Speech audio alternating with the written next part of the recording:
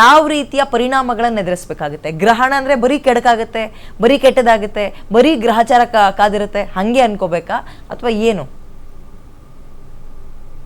ಇಲ್ಲಿ ಏನಾಗುತ್ತೆ ಅಂದರೆ ನಮಗೆ 7ನೇ ತಾರೀಕು ಒಂದು ಗ್ರಹಣ ಇದೆ, ಅದು ಬಿಟ್ಟು 21ನೇ ತಾರೀಕು ಕೂಡ ಇನ್ನೊಂದು ಗ್ರಹಣ ಇದೆ, ಇನ್ನು 15 ದಿನಕ್ಕೆ, ಅದು ಸೂರ್ಯಗ್ರಹಣ. ಆ್ಯಕ್ಚುಯಲಾಗಿ ಶಾಸ್ತ್ರದ ಪ್ರಕಾರ ನಮಗೆ ಇಲ್ಲಿ ವರಾಹ ಮಿಹಿರಾಚಾರ್ಯರು ಬರೀತಾರೆ, ಯದಿ ಏಕಸ್ಮಿನ್ ಮಾಸೆ ಗ್ರಹಣಂ ರವಿ ಸೋಮಯೋಃ ತದಾ ಕ್ಷಿತಿಪಾಹ ಸ್ವಬಲ ಕ್ಷೋಭೈಃ ಸಂಕ್ಷಯಂ ಆಯಾಂತಿ ಅತಿಶಸ್ತ್ರಕೋಪಶ್ಚ ಅಂತ ಇದನ್ನು ಬೃಹತ್ ಸಂಹಿತೆಯಲ್ಲಿ 5ನೇ ಅಧ್ಯಾಯ 26ನೇ ಶ್ಲೋಕ ಅಂತ ತೊಗೊಂಡಿದ್ದಾರೆ. ಇಲ್ಲಿ ವರಾಹಮಿಹಿರರು ಬರೆದಿರತಕ್ಕಂಥದ್ದು. ಇದರ ಅರ್ಥ ಏನು ಅಂದರೆ, ಯದಿ ಏಕಸ್ಮಿನ್ ಮಾಸೆ, ಒಂದು ವೇಳೆ ಒಂದೇ ಮಾಸದಲ್ಲಿ ರವಿ ಸೋಮಯೋಃ ಗ್ರಹಣಂ ಯದಾ ಭವೇತ್, ಒಂದು ವೇಳೆ ಸೂರ್ಯಗ್ರಹಣ ಚಂದ್ರಗ್ರಹಣ ಎರಡೂ ಒಟ್ಟಿಗೆ ಆಯಿತು ಅಂದರೆ 15 ದಿನ ಡಿಫರೆನ್ಸಲ್ಲಿ, ತದಾ ಆಗ ಕ್ಷಿತಿಪಾಹ ಅಂದರೆ ರಾಜರುಗಳು ಅಂತ ಅರ್ಥ. ಆಗಿನ ಕಾಲದಲ್ಲಿ, ಈಗಿನ ಕಾಲದಲ್ಲಿ ಪ್ರೈಮ್ ಮಿನಿಸ್ಟರ್, ಪ್ರೆಸಿಡೆಂಟು, ಮಿನಿಸ್ಟರ್ಗಳು, ಸ್ಟೇಟ್ ತೊಗೊಂಡ್ರೆ ಚೀಫ್ ಮಿನಿಸ್ಟರ್ಗಳು, ಈ ಥರ ಎಲ್ಲ ಸೇರ್ಕೊಳ್ತಾರೆ. ಒಟ್ಟಿನಲ್ಲಿ ರಾಜಕೀಯ ಪ್ರಮುಖರು ಅಂತ ಇಟ್ಕೋಬೋದು. ಈ ಥರದ ಲೆಕ್ಕಾಚಾರ ತಗೊಳ್ತು ಅಂದರೆ ನಾವು ಆ ಒಂದು ಲೆಕ್ಕಾಚಾರದಲ್ಲಿ ಸ್ವಬಲಕ್ಷೋಭೈ ಸಂಕ್ಷಯಂ ಆಯಾಂತಿ, ತಮ್ಮಲ್ಲೇ ಕಿತ್ತಾಡಿಕೊಂಡು ಅವರ ಒಂದು ಏನಂತಾರೆ ಅವರವ್ರ ಪಾರ್ಟಿಗಳಲ್ಲೇ ಭಿನ್ನಾಭಿಪ್ರಾಯಗಳು ಬರುತ್ತೆ. ಸ್ವಬಲಕ್ಷೋಭೈ ಸಂಕ್ಷಯಂ ಆಯಾಂತಿ ಅತಿಶಸ್ತ್ರ ಕೋಪಶ್ಚ, ಸಿಕ್ಕಾಪಟ್ಟೆ ಕೋಪ ಜಾಸ್ತಿ ಆಗುತ್ತೆ ರಾಜಕೀಯದಲ್ಲಿ, ವಾಗ್ಯುದ್ಧಗಳು ಉಂಟಾಗುತ್ತೆ, ಮತ್ತು ಅತಿಶಸ್ತ್ರ ಅಂದಾಗ ವೆಪನ್ಸ್ ಆಚೆಗೆ ಬರುತ್ತೆ ಅನ್ನೋ ಅರ್ಥ. ಅಂದರೆ ಯುದ್ಧಗಳು ಆಗ್ತಕ್ಕಂತಹ ಪಾಸಿಬಿಲಿಟೀಸ್ ಇರುತ್ತೆ ಅನ್ನೋದನ್ನು ತಿಳಿಸುತ್ತೆ ಒಂದು. ಇನ್ನೊಂದೇನು ಅಂದರೆ, ಚಂದ್ರ ಮುಖ್ಯವಾಗಿ ಮನೋಕಾರಕ, ಬಾಲಗ್ರಹ, ಅವನು ಸಣ್ಣ ಮಕ್ಕಳುಗಳಿಗೆ ಕಾರಕ, ಸ್ತ್ರೀಕಾರಕ. ಚಂದ್ರ ಶುಕ್ರ ಇವೆರಡೇ ಸ್ತ್ರೀಕಾರಕ ಗ್ರಹಗಳು ಮುಖ್ಯವಾಗಿ.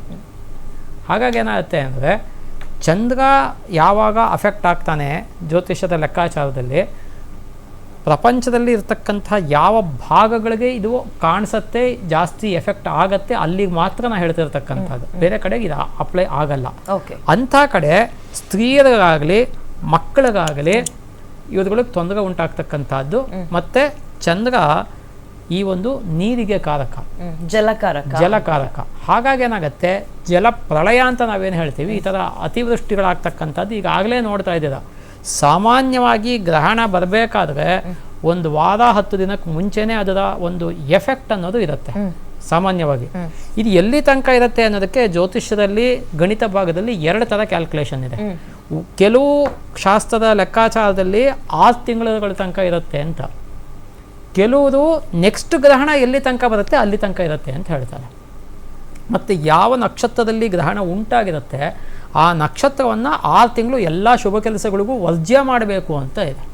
ಇವತ್ತಿನ ಮುಹೂರ್ತ ಶಾಸ್ತ್ರ ಹೇಳಬೇಕು ಅಂದರೆ 99% ಜನ ಜ್ಯೋತಿಷಿಗಳಿಗೆ ಮುಹೂರ್ತ ಇಡ್ಲಿಕ್ಕೆ ಬರಲ್ಲ.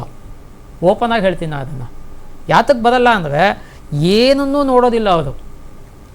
ಒಂದು ದುರ್ಮುಹೂರ್ತ ಇರುತ್ತಾ ಇಲ್ವಾ ನೋಡೋದಿಲ್ಲ, ರಾಹು ಕಾಲಕ್ಕಿಂತ ಹೆಚ್ಚಾಗಿ ಗುಳಿ ಕಾಲ, ಅರ್ಧ ಪ್ರಹರ ಕಾಲ, ಯಮಗಂಟ ಕಾಲ, ಇದು ಯಾವುದನ್ನು ನೋಡೋದೇ ಇಲ್ಲ. ನಿಧನಂ ಪ್ರಹರಾರ್ಧೇತು ನಿಸ್ವತ್ವಂ ಯಮಗಂಟಕ್ಕೆ ಕುಳಿಕೆ ಸರ್ವನಾಶ ಸ್ಯಾತ್ ರಾತ್ರೋವೇದೆ ನದೋಷದಾಹ ಅಂತ ಮುಹೂರ್ತ ಚಿಂತಾಮಣಿ ಅನ್ನೋ ಗ್ರಂಥದಲ್ಲಿ ಹೇಳಿರ್ತಕ್ಕಂಥದ್ದು.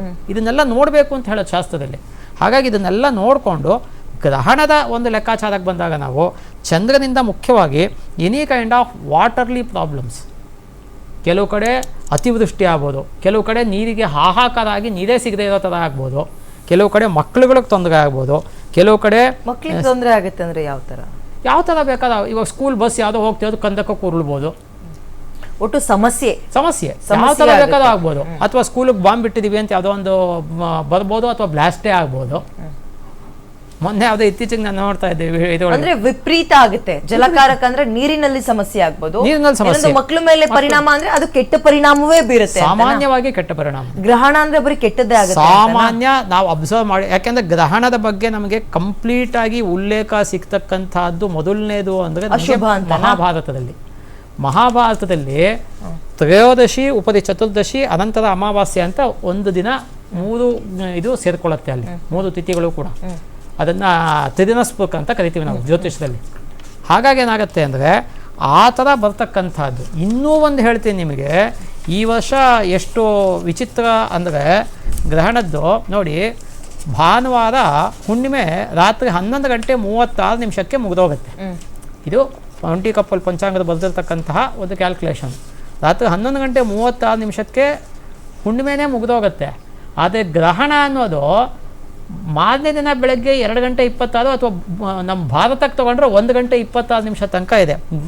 ಅಂದರೆ ಆ್ಯಕ್ಚುಯಲ್ಲಾಗಿ ಗ್ರಹಣ ಸಂಭವಿಸೋದು ಹುಣ್ಣಿಮೆ ಮತ್ತು ಅಮಾವಾಸ್ಯೆ ಗಳಿಗೆನಲ್ಲಿ. ಇದನ್ನು ಸೈನ್ಸು ಒಪ್ಪತ್ತೆ, ಜ್ಯೋತಿಷಿಗಳು ಒಪ್ತಾರೆ, ಎಲ್ಲರೂ ಒಪ್ತಾರೆ. ಯಾಕೆ ಹುಣ್ಣಿಮೆನಲ್ಲಿ ಚಂದ್ರಗ್ರಹಣನ ಘಟಿಸತ್ತೆ, ಅದೇ ತಾನೇ ನಮಗೆ ಅಮಾವಾಸ್ಯೆ ದಿನ ಸೂರ್ಯಗ್ರಹಣ ಘಟಿಸತ್ತೆ. ಆದರೆ ಇಲ್ಲಿ ಹುಣ್ಣಿಮೆ ಗಳಿಗೆನೇ ಮುಗಿದೋಗಿರುತ್ತೆ. ಮುಗಿದ ಮೇಲೂ ಗ್ರಹಣ ಇನ್ನೂ 2.5 ಅವರ್ಸು ಅಥವಾ ಟೋಟಲ್ ಲೆಕ್ಕಾಚಾರ ತೊಗೊಂಡ್ರೆ ಇನ್ನೂ ಜಾಸ್ತಿ ಕಾಲ ಇದೆ. ಆದ್ದರಿಂದ ಇದು ಇದ್ದಿದ್ದು ಕೆಟ್ಟದ್ದು. ಆ್ಯಕ್ಚುಲಿ ಆ ಟೈಮ್ ಪೀರಿಯಡ್ ಚೆನ್ನಾಗಿಲ್ಲ, ಅಷ್ಟು ಒಳ್ಳೆ ಚೆನ್ನಾಗಿಲ್ಲ ಅದು. ಅಲ್ಲ ಆ ಟೈಮಲ್ಲಿ ಜಲಕಾರಕ ನೀರಿನಲ್ಲಿ ಸಮಸ್ಯೆ ಆಗ್ಬೋದು, ಮಕ್ಕಳಿಗೆ ಪರಿಣಾಮ ಬೀರ್ಬೋದು ಅಂದ್ರಲ್ಲ, ಆ ಟೈಮ್ ಪೀರಿಯಡ್ ಎಲ್ಲಿ ತನಕ ಇರುತ್ತೆ ಅಂತ ನಾನು ಹೇಳಿದ್ನಲ್ಲ, ಅದನ್ನೇ ಜ್ಯೋತಿಷ್ಯದಲ್ಲಿ ಗಣಿತ ಭಾಗದಲ್ಲಿ ಹೇಳುತ್ತೆ. ಒಂದು ಕಡೆ ನೆಕ್ಸ್ಟ್ ಗ್ರಹಣ ಎಲ್ಲಿ ತನಕ ಆಗುತ್ತೆ ಅಲ್ಲಿ 15 ದಿನ ತನಕ, ನೆಕ್ಸ್ಟ್ ಸೂರ್ಯಗ್ರಹಣ ಆಗತ್ತೆ, ಚಂದ್ರಗ್ರಹಣ, ಮುಂದಿನ ಚಂದ್ರಗ್ರಹಣ ತನಕ ಆ ಪರಿಣಾಮಗಳು ಹಂಗೆ ಇರುತ್ತೆ ಹಾಗೆ. ಅಥವಾ 6 ತಿಂಗಳು ಅಂತ ಹೇಳ್ತಾರೆ, ಕೆಲವರು 3 ತಿಂಗಳು ಅಂತಾನು ಹೇಳ್ತಾರೆ. ಸೊ ಈ 3 ತರ ವಾದ ಇದೆ. ಅದು ಏನಿದ್ದು ವಾದಗಳು ಸೈನ್ಸ್ ಅಲ್ಲೇ ಇರ್ಲಿ, ಜ್ಯೋತಿಷ್ಯದಲ್ಲೇ ಇರ್ಲಿ, ಎಲ್ಲೇ ವಾದ ಇದ್ಗೂನು ನಾವು ಪ್ರಾಕ್ಟಿಕಲ್ ಆಗಿ ಕೂತು ಅದನ್ನ ಟೆಸ್ಟ್ ಮಾಡಿ ಅದನ್ನ ಬರೆದಿಟ್ಕೊಂಡ್ರೆ ನಮಗೆ ಗೊತ್ತಾಗೋದು. Unless until we do it practically we cannot do anything. Okay, ಒಂದು ಬ್ರೇಕ್ ತಗೊಂಡು ನಿಮ್ಮ 3 ಜನ ಹತ್ರ ಚರ್ಚೆಯನ್ನು ಮುಂದುವರಿಸ್ತೀನಿ. ಪುಟ್ಟ ವಿರಾಮದ ಬಳಿಕ ಗ್ರಹಣ ಟೈಮಲ್ಲಿ ಏನು ಮಾಡಬೇಕು, ಏನು ಮಾಡಬಾರ್ದು